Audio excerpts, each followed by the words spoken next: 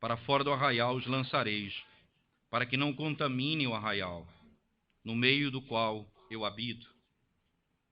Os filhos de Israel fizeram assim e os lançaram para fora do arraial. Como o Senhor falara a Moisés, assim fizeram os filhos de Israel. Disse mais o Senhor a Moisés: diz aos filhos de Israel, quando homem ou mulher cometer algum dos pecados em que caem os homens, ofendendo ao Senhor, tal pessoa é culpada.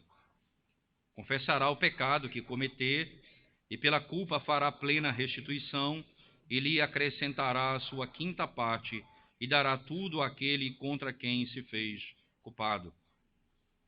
Mas se esse homem não tiver parente chegado a quem possa fazer restituição pela culpa, então o que se restitui ao Senhor pela culpa será do sacerdote, além do carneiro expiatório com que se fizer expiação pelo culpado. Toda oferta de todas as coisas santas dos filhos de Israel que trouxerem ao Senhor será deste, e também as coisas sagradas de cada um, o que alguém der ao sacerdote, será deste. Amém. Vamos orar ao Senhor. Ó Deus, diante do Senhor nos encontramos e desejamos ouvir a Tua voz.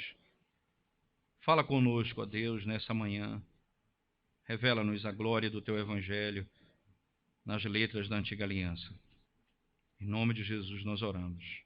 Amém.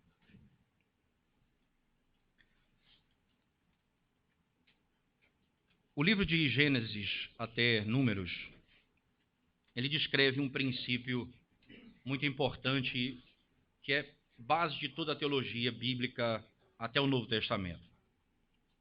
Nada impuro pode habitar na presença do Senhor. Quando nós falamos de impureza, é bom entender isso. Veja, o princípio básico é aquilo que aconteceu no Éden. Éden é um lugar onde Deus habita com o seu povo, ali no jardim. E eles habitavam com Deus e Deus com eles. E eles falavam uns com os outros porque não havia pecado entre eles. Nenhuma contaminação havia entrado no jardim.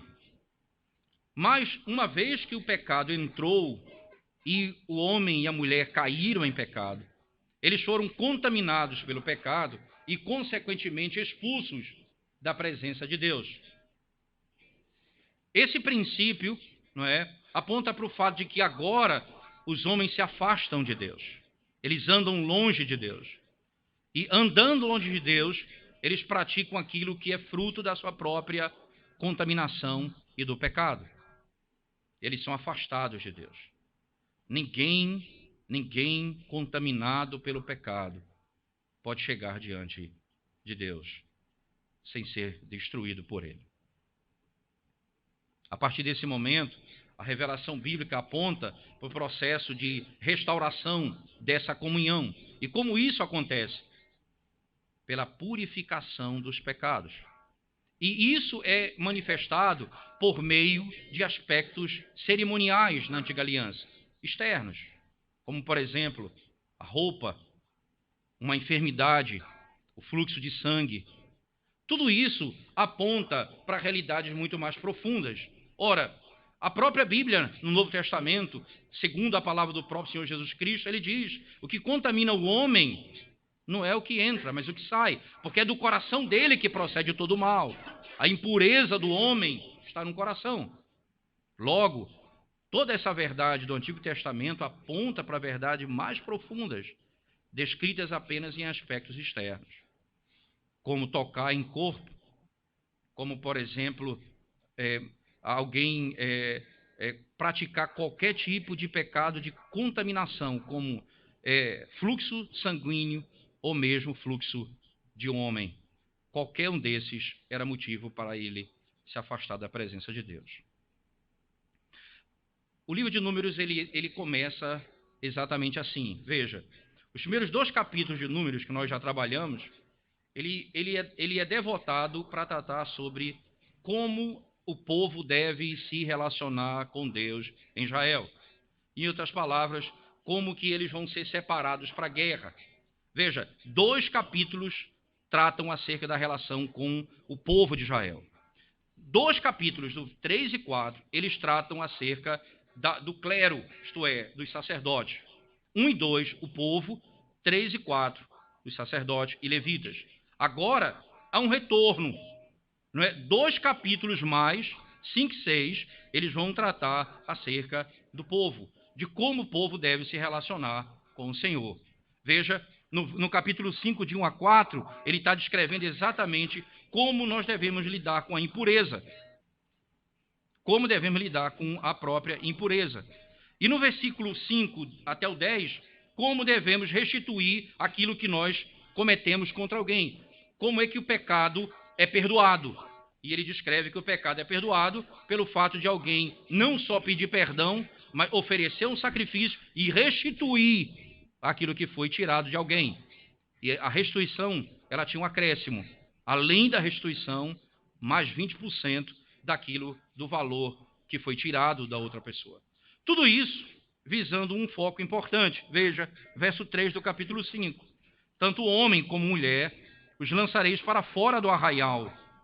Os lançareis para que não contaminem o arraial no meio do qual eu habito. Para que não contaminem o arraial no meio do qual eu habito. Nada impuro pode se encontrar no meio do arraial onde Deus habita.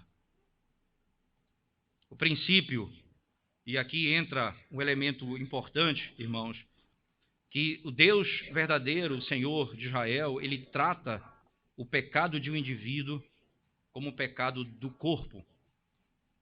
E o pecado de um indivíduo leva à condenação o corpo. Por isso ele é tirado do meio do povo. Ora, perceba que o fato dele ser tirado do meio do povo aponta para o fato de que a disciplina eclesiástica na antiga aliança, ela era feita com aquele indivíduo saindo do meio da comunidade. Nós temos uma ideia, e é estranho isso nos nossos dias. Alguém diz assim, a igreja é um hospital. Então ela trata todos os doentes, não é? Todo mundo que chega na igreja é tratado como enfermo. É verdade, há um aspecto verdadeiro nisso. Certamente as pessoas são tratadas nos seus pecados, dependendo do pecado e como ela é tratada, isso é fato e não há como duvidar. Mas existem aspectos no pecado e que a pessoa tem que ser declaradamente afastada da comunhão da igreja. Porque quando ela é cortada da comunhão da igreja, é manifesto um princípio de que nós estamos zelando pelo lugar onde Deus habita, a pureza da igreja. Se nós não fazemos isso, veja, nós estamos dizendo que nós não estamos preocupados com o lugar onde Deus habita. E a pureza da igreja é algo sem importância para nós.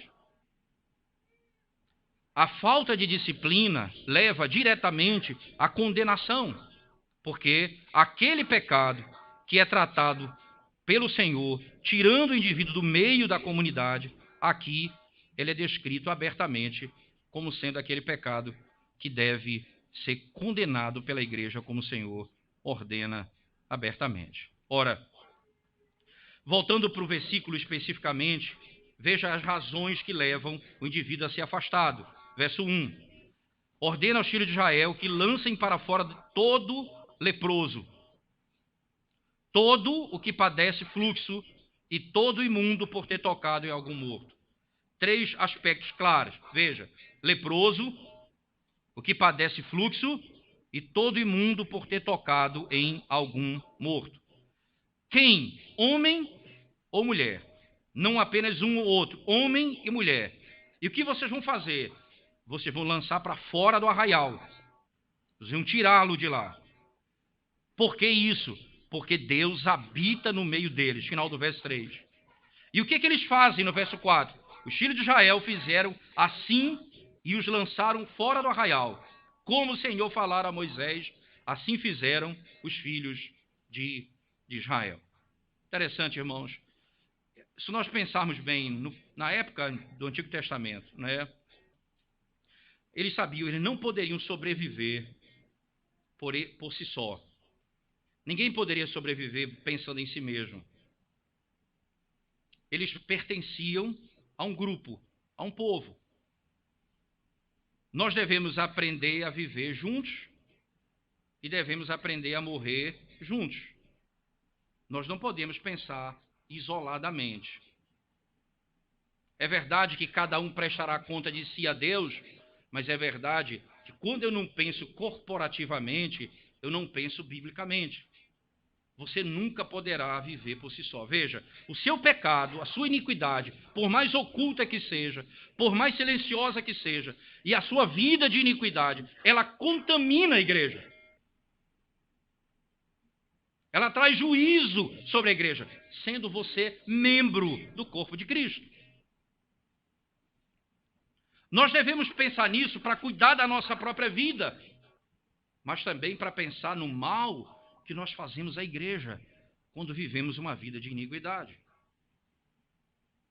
Ora, em tempos modernos de individualismo, como nós temos, nós pensamos, cada um cuida da sua própria vida.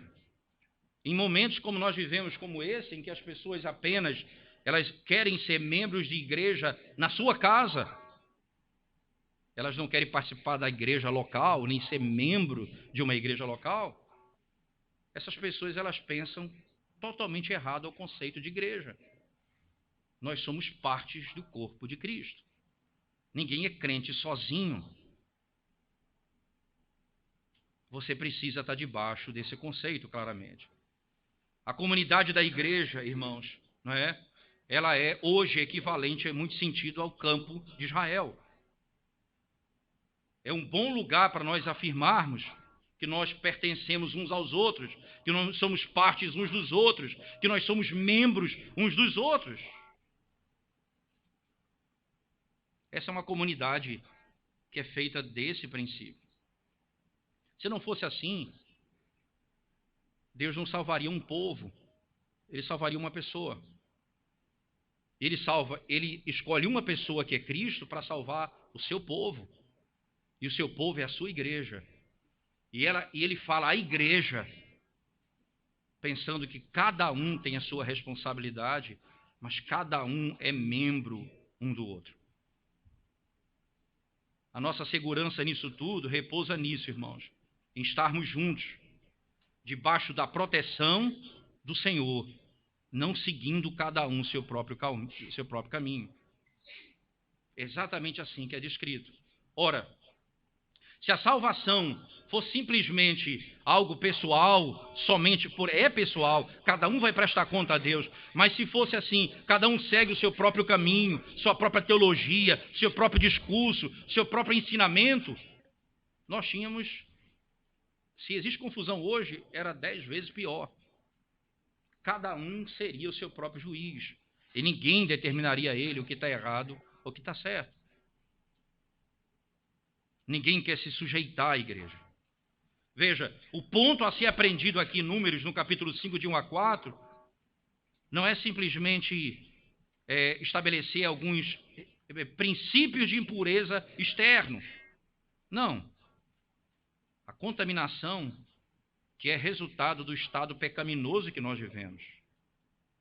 Tocar em alguém morto, o fluxo que sai do homem ou da mulher,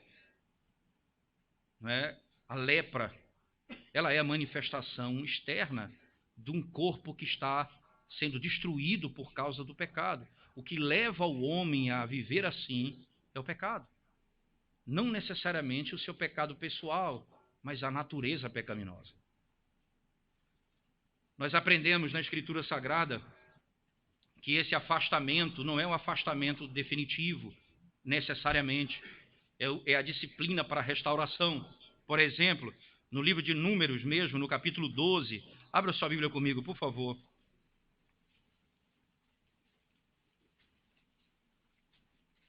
Números 12.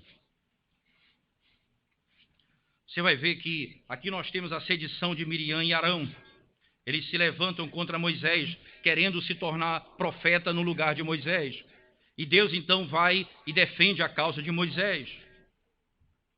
E por causa disso, Deus vai puni-la com lepra. Veja o texto, por favor, no versículo 9. E a ira do Senhor contra eles se acendeu, e retirou-se. A nuvem afastou-se de sobre a tenda, e eis que Miriam achou-se leprosa, branca como a neve. Perceba que a lepra que acometeu Miriam foi a lepra causada do pecado. Foi especificamente o pecado. Ela cometeu um pecado e o sinal externo daquele pecado foi a lepra que ela recebeu. E pela lepra, ela era afastada da comunidade. Veja como foi que aconteceu. Por favor, na sequência do texto. No verso 11. Então disse Arão a Moisés: Ai, Senhor meu, não ponhas, te rogo, sobre nós este pecado, pois loucamente procedemos e pecamos. Ora, não seja ela como um aborto, que saindo do ventre da sua mãe, tenha metade de sua carne já consumida. Moisés clamou ao Senhor, dizendo: Ó Deus, rogo-te que a cures. Respondeu o Senhor a Moisés: Se seu pai lhe cuspira no rosto, não seria envergonhado por 7 dias? Seja detida 7 dias fora do arraial, e depois recolhida. Seja ela afastada do meio do povo, e depois restaurada. A intenção, veja, a intenção de Deus ferir Miriam com a lepra, e daí essa lepra afasta da comunidade, é mostrar que o pecado não pode conviver no meio do povo. Aquele que pratica a iniquidade dessa forma tem que ser afastado da comunidade. Agora, é importante dizer isso, irmãos. Nós não deveríamos pensar assim, relacionado com excomunhão ou disciplina, com todo caso. Ou tirar da membresia todo caso. Nós não estamos falando aqui daqueles que lutam com as suas fraquezas e buscam no Senhor força para viver uma vida santa. Nós não estamos falando daqueles que, de coração, buscam socorro constantemente para andar numa vida reta diante do Senhor. Não. Nós estamos falando de pessoas que, de maneira declarada, vivem uma prática de iniquidade e não têm consciência e andam na iniquidade, de maneira que envergonham o Evangelho e causam danos ao corpo de Cristo. A intenção disso, na realidade, irmãos, é fortalecer e encorajar uns aos outros. Não levar ao desespero dos relacionamentos. Ora, a Escritura Sagrada, por favor, na primeira carta de Paulo aos Tessalonicenses, veja como isso é usado no Novo Testamento. Primeira carta de Paulo aos Tessalonicenses. Veja que Paulo diz no capítulo 5, especificamente.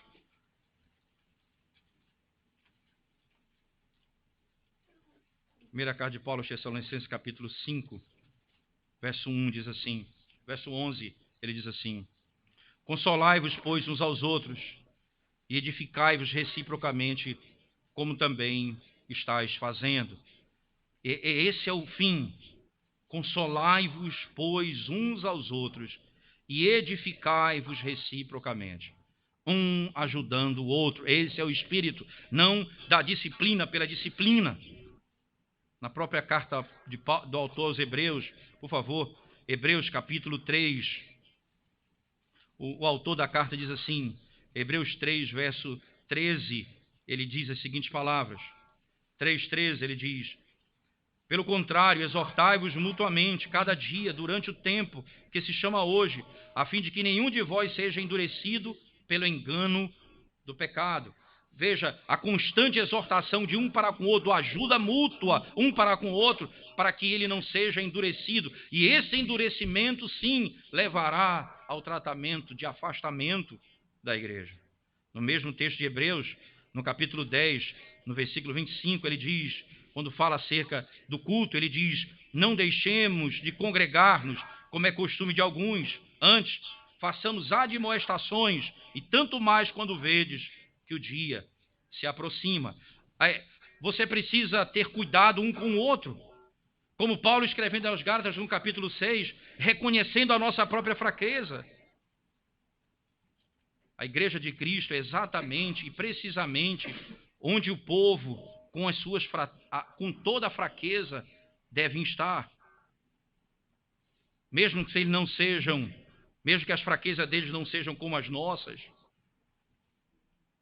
Ele disse: Eu não vim buscar o saudável, não é? Mas o enfermo. Eu não vim chamar o justo, mas os pecadores. Mas nós somos informados no texto que se a nossa vida ou a nossa caminhada seja positiva ou negativa, ela vai influenciar outros e a nossa relação com Deus. É isso que Números 5, verso 1 a 4, nos exorta. A nossa vida diante de Deus, a nossa vida diante dos homens, vai influenciar a nossa relação com os outros irmãos. De maneira clara, isso acontece pelo fato de que nós somos membros do mesmo corpo. E não há como fugir desse princípio à luz da Escritura Sagrada. Ora, se é assim que o Senhor nos ensina, é assim que a igreja deve viver, buscando a santidade e retidão, sabendo que o seu pecado influencia a igreja do Senhor. Não pense que você vai prestar conta a Deus sozinho e com isso não vai trazer mal ao corpo de Cristo. Daí a razão por que a igreja precisa constantemente lidar com pecados que são mais graves e assim disciplinar alguns e tirar outros, a fim de que a igreja entenda que está se buscando a pureza e a santidade no meio dela. E quando isso não acontece, nós estamos nos revelando descuidados com a causa do Senhor. E nós não temos a consciência que Números tem lá no Antigo Testamento, veja, andando em sombras, ainda em sombras, ele diz, porque o Senhor habita no meio dela. Porque o Senhor habita nesse arraial. Porque Ele está aqui no nosso meio, nós devemos andar em santidade. Isso, então, nos faz levar algumas perguntas importantes aos irmãos. Certamente a disciplina eclesiástica é necessária na igreja, mesmo sendo temporária. É um momento que as pessoas vão chorar e não se alegrar. Quando nós perdemos alguém, nós diminuímos. Quando o sino toca, nós nos despedimos de alguém.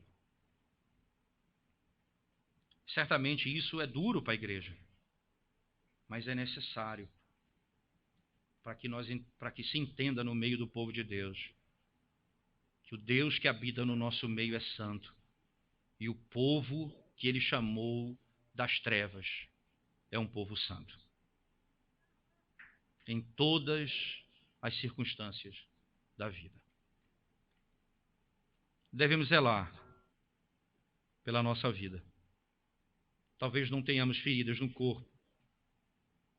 Talvez não tenhamos fluxo de sangue. E isso não nos afastaria da comunhão da igreja. Mas o pecado no coração, sim. A prática da iniquidade, sim. Ela destrói a comunhão da igreja.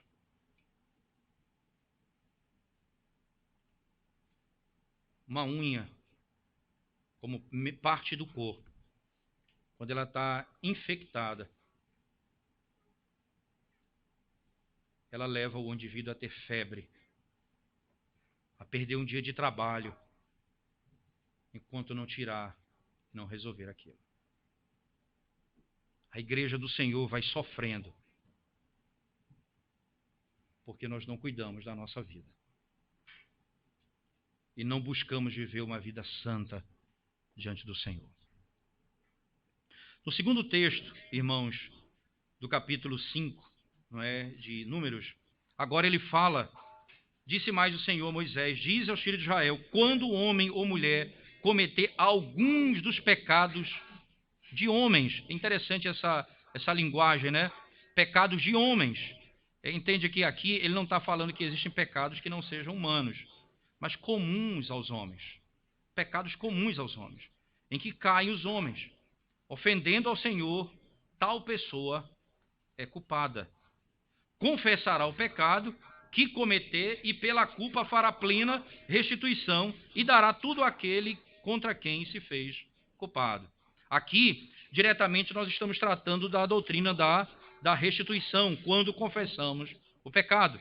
Ora, as Escrituras vão nos ensinar que, nesse contexto, especificamente, o pecado ele é perdoado, mas também tem que ser reparado. E esse é um grande mal que nós temos na nossa sociedade. Nós perdoamos pecados, mas não reparamos o erro que cometemos. Principalmente quando nós falamos acerca da destruição de vidas, não é? De pessoas que são totalmente destruídas, o seu caráter, a sua honra. Quando nós falamos mal de alguém, destruindo a vida dessa pessoa, certamente nós cometemos grave pecado e difícil restituição, porque a honra é difícil ser restaurada. Esse pecado comum aos homens, nós cometemos eles constantemente. Ora, se você vai defraudar um irmão, em qualquer sentido, se você destrói a reputação dele, se você tira dele aquilo que pertence a ele, você deverá pagar justamente pelo seu pecado. Quando o homem é despertado da consciência da culpa e o seu pecado vem diante dos seus olhos, ele deve confessá-lo. Primeira coisa que ele vai fazer, ao ser despertado do seu pecado, ele precisa confessar o seu pecado. Isso é parte de um princípio básico. Nós começamos a confissão pedindo ao Senhor que perdoe os nossos pecados. Um pecado específico cometido contra alguém, contra Deus ou contra qualquer pessoa. Nós, quando despertados pela palavra, pedimos perdão ao Senhor do nosso pecado.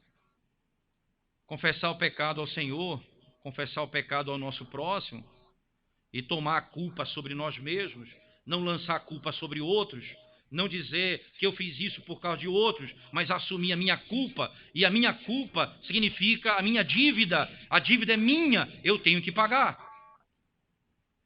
Comumente, nós quando confessamos, nós dividimos a culpa com os outros. E logo nós temos que dividir também a despesa com os outros. Nós não somos chamados para esse tipo de arrependimento. O arrependimento bíblico é aquele em que eu assumo a minha culpa, independentemente dos outros. E eu assumo o prejuízo que deve ser coberto, porque eu pequei.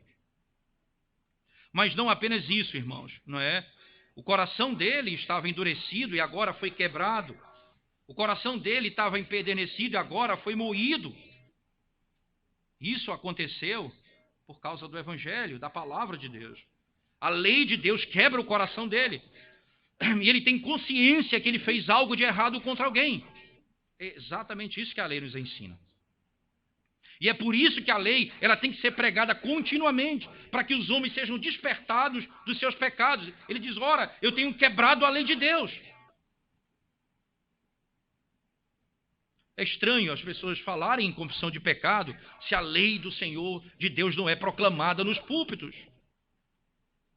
Como eu sei que eu quebrei a lei de Deus?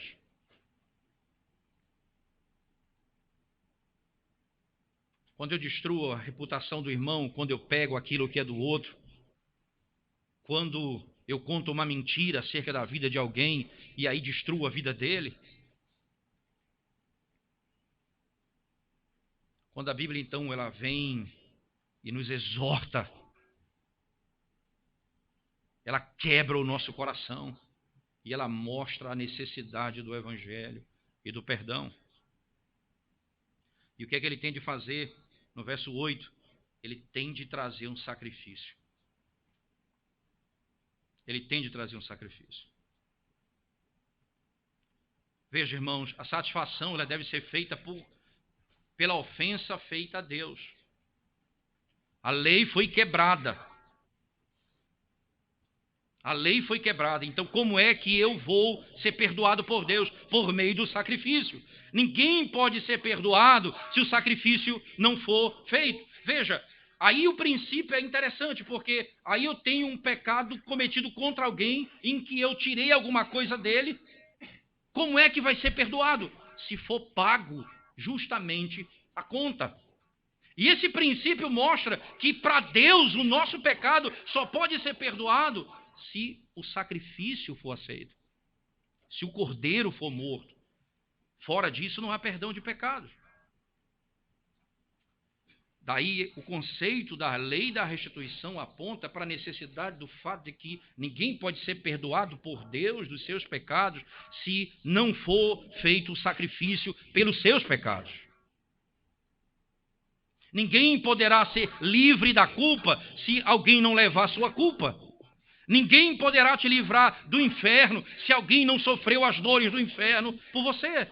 Ninguém poderá te salvar se alguém não for condenado por você. É necessário que haja restituição, que haja pagamento.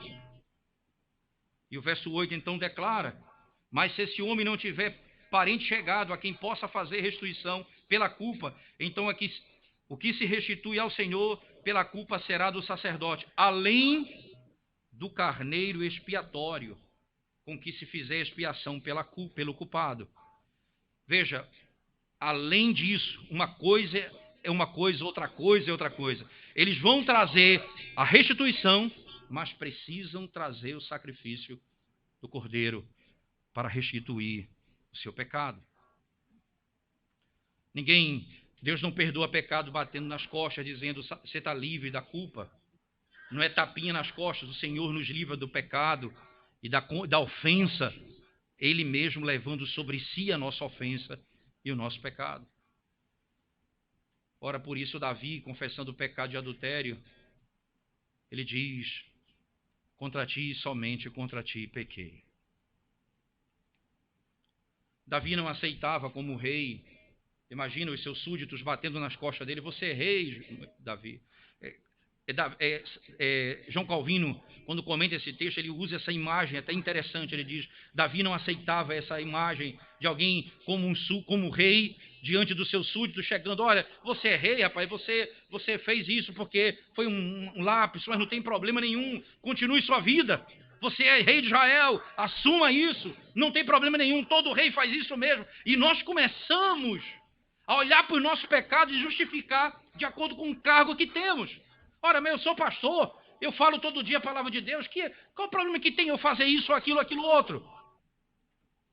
Aí os meus amigos vão bater nas minhas costas: é isso mesmo, pastor, você é um homem bom, segue sua vida. Davi disse: eu pequei contra Deus. A solução do meu pecado se encontra em Deus, não em tapa nas minhas costas. Se Deus não perdoar os meus pecados, eu não sou livre. Ninguém poderá aliviar minha consciência. Ninguém poderá trazer paz ao meu coração se o sangue do Cordeiro não for derramado por mim. Não há como fazer isso. Mas em terceiro lugar, veja, primeiro o pecado ele é manifestado, o indivíduo confessa o seu pecado cometido por comuns aos homens. Ele precisa então oferecer um sacrifício a Deus, mas em terceiro lugar, ele tem que reparar os danos. Ele tem que reparar os danos. Interessante, quando nós pensamos nisso, irmãos, nós pensamos no culto ao Senhor. No sentido dos crentes, a linguagem que eu me referi era mais ligada ao conceito do ímpio. Esse indivíduo nunca vai ser recebido pelo Senhor e ter seu pecado perdoado se Cristo não perdoar o seu pecado. Mas nós que já tivemos nosso pecado perdoado, nós podemos também precisar desse mesmo princípio diariamente. Veja, antes dele oferecer esse sacrifício, veja no verso 8: se esse homem não tiver parente chegado a quem possa fazer restituição pela culpa, então o que se restitui ao Senhor pela culpa será do sacerdote, além do carneiro. Veja, uma coisa ele precisa pagar pela dívida que ele tem. Ele precisa restituir a dívida. Aí o Senhor Jesus conta a história lá no Evangelho.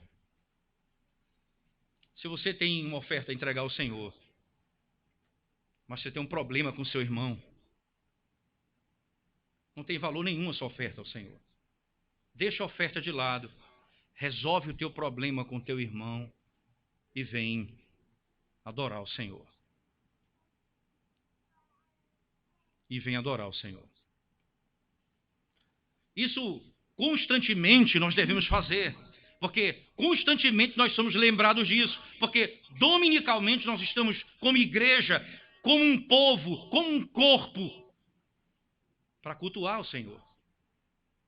E os nossos pecados de relacionamento, de dívida uns para com os outros, precisam ser resolvidos. De que adianta nós falarmos do poder do Evangelho e as pessoas, o irmão que está do meu lado, na igreja, nós somos inimigos mortais? Como pode isso? Isso não é parte do princípio cristão em hipótese alguma, irmãos.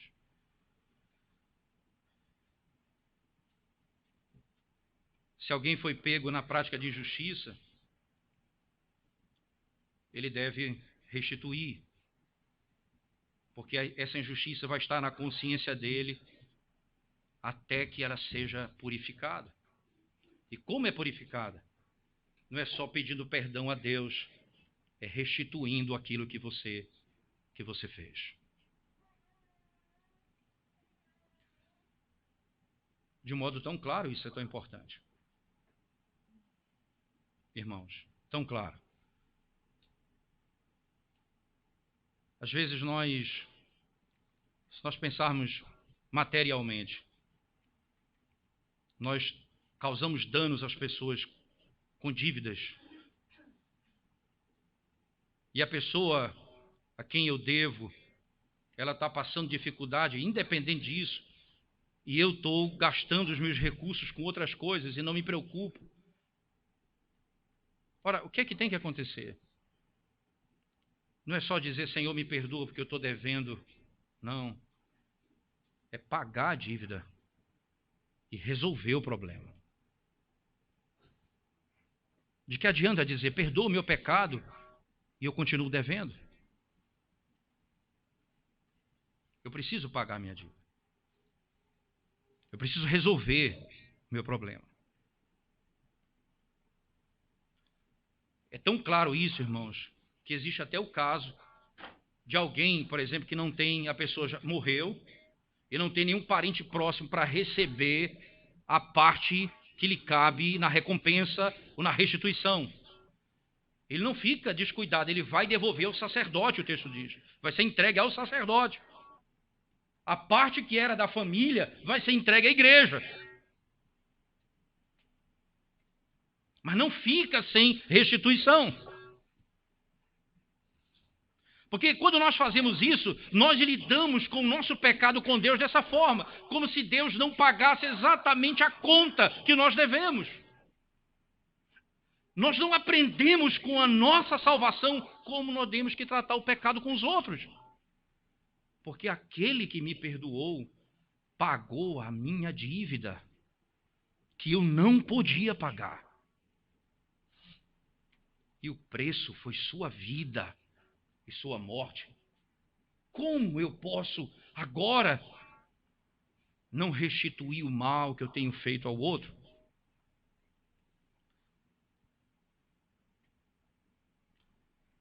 É por isso, irmãos, que tem coisas que nós não podemos pagar mais. Como a reputação de alguém. Quando você destrói a reputação de alguém. Você destrói o bom nome do indivíduo.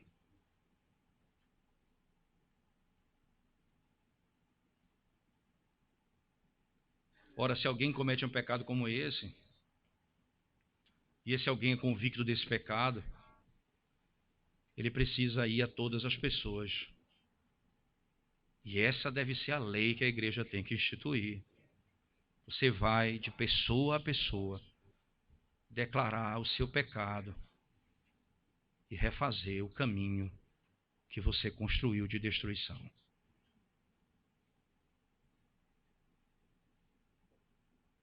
Ora, se o Estado pensasse assim, as pessoas roubam no nosso país, as pessoas praticam crimes do nosso país, elas passam alguns anos na cadeia e são liberadas,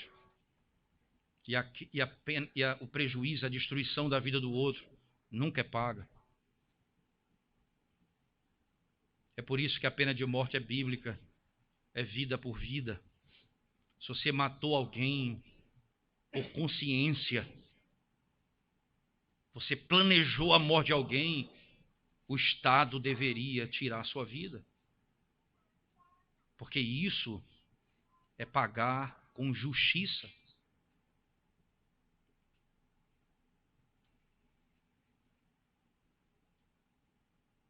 O indivíduo rouba alguém, ele é preso, o Estado deveria fazê-lo trabalhar para pagar aquilo que ele roubou e pagar mais 20% em cima daquilo que ele roubou.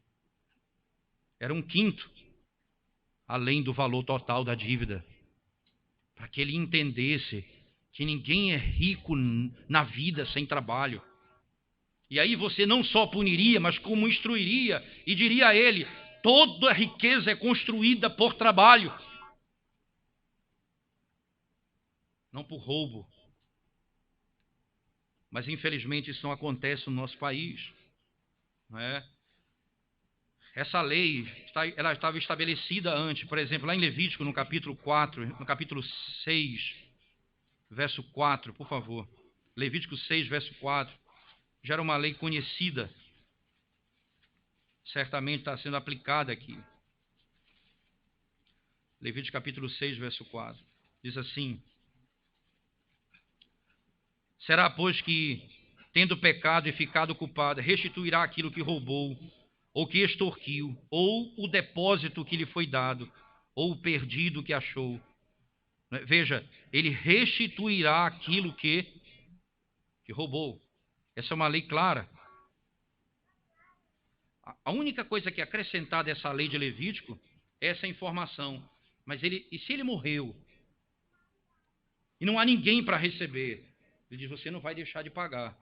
Você vai pagar ao sacerdote. Esse é o único acréscimo à lei que é feito em números. Porque assim o Senhor está estabelecendo o padrão que deve ser feito.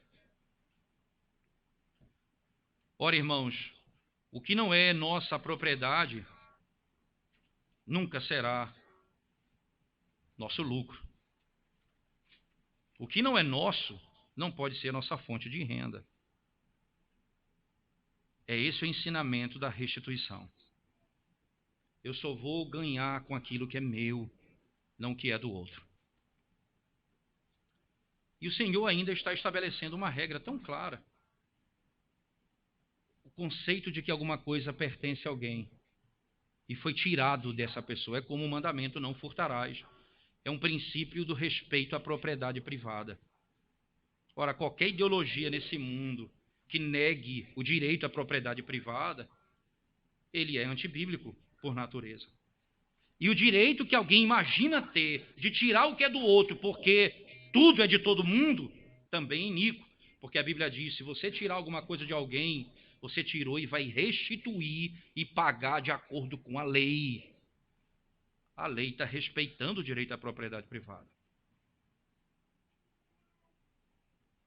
E nesse sentido, nós somos então confrontados pelo Senhor. Nada pode ser roubado, nada pode ser tirado que pertence ao outro. Nem honra, nem bens, nem posse. Eu tenho que respeitar. E se eu pecar dessa forma, eu tenho que restituir. Eu tenho que pedir perdão. O cordeiro foi morto pelo meu pecado e eu preciso restituir aquilo que me foi tirado. Ora, irmãos, os pais podem começar em casa a instruir seus filhos assim. Desde cedo, a trabalhar para ganhar, a entender desde cedo de maneira positiva que você adquire as coisas por trabalho, não de mão beijada, como se diz. Desde cedo nós deveríamos fazer isso com os nossos filhos, mas certamente nós deveríamos também ensiná-los que nós concedemos a Ele porque trabalhamos, mesmo que eles não trabalhem, eles têm comida, eles têm roupa, eles têm escola, eles têm saúde, talvez. E você vai dizer a eles que isso é fruto do trabalho que Deus deu a você. E ensine o seu filho que o modo para ter essas coisas é o trabalho. Seja você o homem que diga aos filhos que as coisas são adquiridas por meio do trabalho. Não fique em casa. Não passe o dia dormindo. Porque no final do mês você vai ter o seu dinheiro. E seus filhos vão ter a ligeira impressão que esse dinheiro não é fruto de trabalho. E você não deve fazer isso. E esse é o cuidado que nós devemos ter já em casa. Instruir os nossos filhos assim. E quando eles cometerem pecado contra o irmão, ensiná-los a não apenas pedir perdão a Deus, mas restaurar a comunhão com eles, indo ao irmão e tratando diretamente com ele. Desde cedo você precisa instruí-los assim. A igreja precisa aprender a disciplinar de acordo com um padrão divino, para que não cause no meio da igreja a sensação de que nós podemos destruir o outro e a gente resolve o nosso problema com a igreja e está resolvido, e não temos que restaurar aquilo que foi tirado do outro. Esses são cuidados básicos que a igreja tem de ter. Em última instância, ela vai ensinar dentro de casa e na sociedade que só há um meio de ter o pecado perdoado: se a dívida for paga. Se a dívida for paga. E essa dívida, ela foi paga na cruz do Calvário pelo nosso Senhor Jesus Cristo. É essa dívida que foi paga por Ele. É por isso que no final, o verso 9 e 10 termina dizendo: toda oferta de todas as coisas santas dos filhos de Israel, que trouxerem ao sacerdote, será deles, e também as coisas sagradas de cada um, o que alguém der ao sacerdote, será deles. Interessante, aqui, no fim de tudo, o foco é entregue a Deus. Todas as coisas são entregues a Deus. A igreja do Senhor, ela é centrada nisso. Veja, está montado o campo de Israel. O tabernáculo está no meio, as tribos ao redor. Nada impuro pode contaminar aquele lugar. As leis começam a ser estabelecidas. Nada impuro no meio da igreja. Nada impuro no meio do arraial. Se houver impureza, ele vai ser afastado. A igreja do Senhor precisa entender: o Senhor está no nosso meio. O Senhor é santo. E nós devemos buscar uma vida reta e santa diante de Deus e dos homens. As nossas lutas contra o pecado precisam ser contínuas. As nossas fraquezas, nós temos que buscar força continuamente e sempre buscar viver uma vida santa diante de Deus. E quando tiver que ser disciplinado por alguma razão que ultrapassa simplesmente essa luta pela fraqueza, na fraqueza, a igreja deve fazê-lo para que fique claro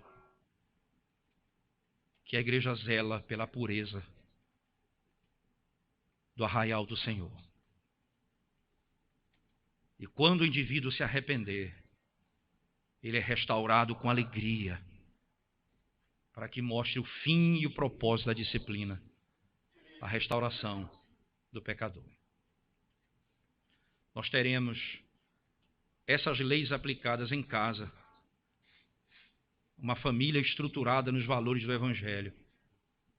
Essas leis aplicadas dentro da igreja revelará uma igreja que busca e vive a santidade. E essas leis aplicadas na sociedade, elas revelarão um padrão que expurgará, não totalmente, mas ensinará a sociedade a viver de modo reto. O benefício da palavra de Deus é para a igreja, é para a família e é para a sociedade. Amém. Vamos orar ao Senhor mais uma vez, irmãos. Nós te damos graças, Senhor, por tua palavra nessa manhã em que somos desafiados, ó Deus, a viver uma vida santa pessoalmente, mas não pensando individualmente, pensando como corpo. Nós somos membros uns dos outros. E o pecado de um indivíduo precisa ser tratado como membro de uma igreja. Ajuda-nos, ó Deus, como cristãos, a andarmos dessa forma. Perdoa, Senhor, os nossos pecados. Ensina-nos a andar de modo reto no trato com os nossos irmãos, ajudando os nossos irmãos a viverem uma vida santa e sendo ajudados pelos irmãos a vivermos também uma vida santa.